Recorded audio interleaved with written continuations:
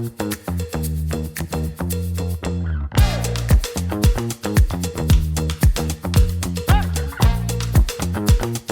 3, we're moving and grooving at this point. Hopefully you can feel by now what is happening when you really find each muscle that we've been looking for on the other days. It really makes a giant difference, as it will today, when we can really connect with that certain muscle, because then we can make sure that then when we go do more functional and more total body related things on the pickleball court or throughout the day, that each muscle is doing its own part. We need to make sure that each team member is carrying its weight so that the team, when it comes together as a whole, is going to be an effective one too.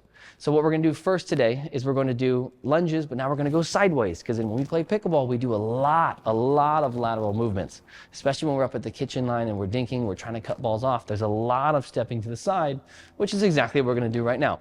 So I'm going to cue Tyler on these ones as well. He's going to step to the side with a lunge, where we're going to come over, and then we're going to stack our knee over our toe and really squeeze here. Again, using these 5 seconds to find my quad here. I'm really squeezing as much as I can, and then I'm doing 5.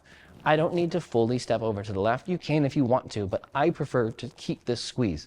I just spent 5 seconds trying to find it. I want to keep it. So my quads are squeezed. I'm still squeezed here.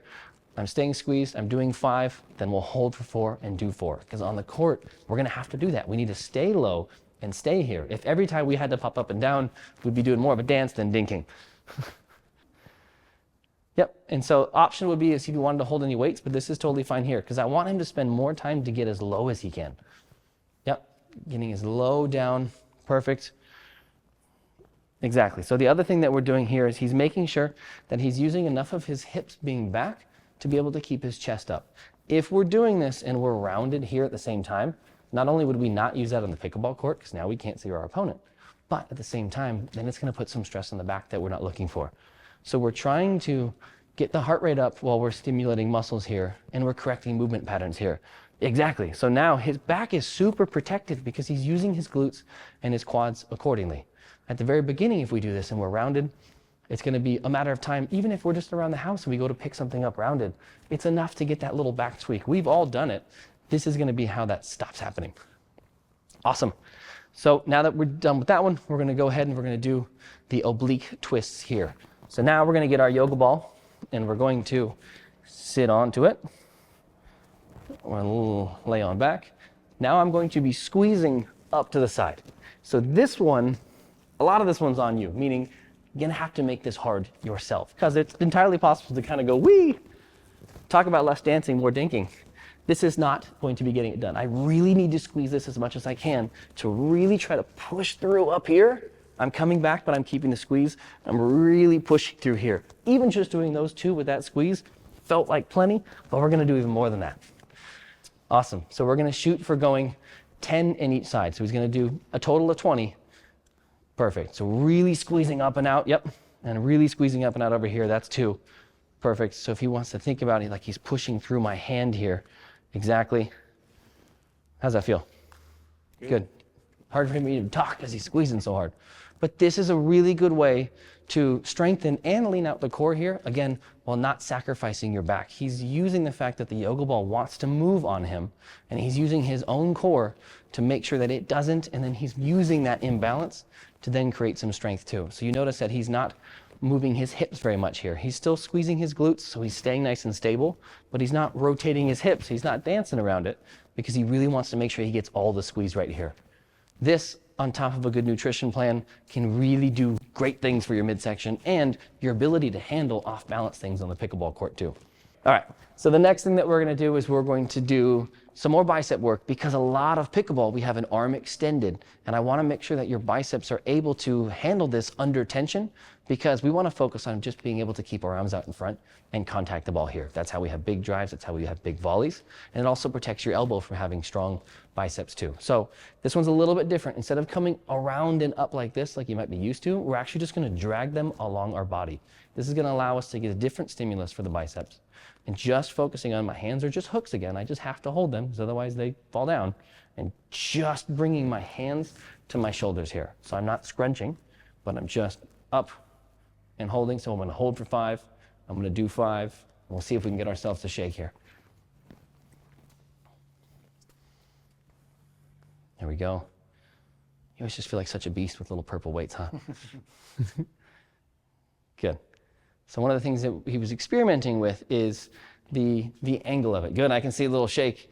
Is if you bring the arms a little bit more out, you'll feel it more in the forearms, you'll be missing a little bit of the biceps. So we've found that if he moves his hands a little bit closer to him, dragging it along him, he can feel it more in the biceps here. Good. And then the isometric holds are going to, again, give you the ability to just really get a lot of blood nutrients into the area, healing all the joints around it, because a lot of times we're just stuck in this position at work all day. And then we're on the computer, and we're in this position again. And we're on our phones, and we're in this position again. If you just take note of how much throughout the day your arms are in this position, it's baffling. And so now we're getting them to practice going out and back up. So also notice he's not completely straightening his arm at the bottom, because that makes it easy again.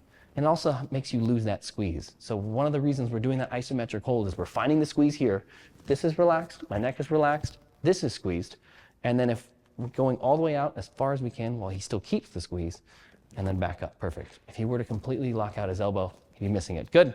So the last one we're gonna do now is we're gonna focus on being able to have the shoulder be strong and stable with an endurance kind of fashion too. So same thing, it's great for leaning out the arms, and it's amazing for pickleball performance, since the biggest tip we can ever give is to keep your paddle up in front of you. Otherwise, your chest is open, and that's where the next ball is going.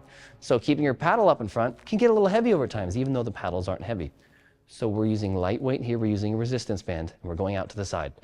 Big note here is I want to make sure that I'm not scrunching my neck. If you feel any tension up here in your neck, let's adjust. Let's think more out to the side with the band and less up. If you think up, we have a tendency to scrunch. Out to the side is going to help you keep all of it right here. So if I found that, wait, this is way too much for me, just give yourself a little bit more with the band. Give yourself a little bit less resistance here, and now you can do it. So even if you can get the motion done, but you're not getting it all in the shoulder, adjust the weight accordingly. Give it a go. Ooh, nice. He's trying to make this hard on himself. He didn't leave a lot of room here. Good. Perfect, yep. So this should feel nice and relaxed. Sometimes even I'll put my own fingers on this part of my neck to make sure that it's not tense, because I can feel if it's tense. I want this to be nice and relaxed. We do not need more neck tension. By doing this with our shoulders, he's going to be protecting his neck over time, because a lot of times we tweak our neck when we go to get something overhead. Maybe we're getting holiday boxes out of the garage or something like that, and we go to get something high and we feel a little bit of a tweak in our neck. A lot of times that's because our shoulders should have done that motion for us. Maybe we didn't have the overhead mobility because we haven't done enough of this stuff. Maybe the shoulders weren't strong enough to be able to hold it. Your neck tried to help you, and neck is squeezing all day, every day from our stress and our positions all the time. So this is going to help make the shoulders strong so you can keep your paddle up and be aggressive on the court, and also be able to protect your neck. How's that feel? Good. He's shaking a little bit. That's awesome. Again, we got to leave our ego out of the gym part. It's not about how much weight we're using. It's honestly about how much weight we can not use and still get a good workout. The most athletic people are able to get a really good workout with very, very minimal equipment, and you're going to be one of them too.